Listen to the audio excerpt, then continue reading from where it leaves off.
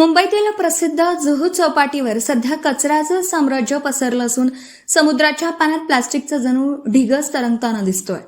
Social मीडियावर viral झालेल्या एका व्हिडिओमध्ये पर्यटक प्लास्टिकच्या पिशव्या, बाटल्या आणि कचऱ्याने वेढलेल्या दूषित पाण्यात फिरताना दिसत आहेत. या गंभीर परिस्थितीवरून नागरिकांनी मुंबई महानगरपालिका आणि राज्य सरकारवर जोरदार टीका केली आहे.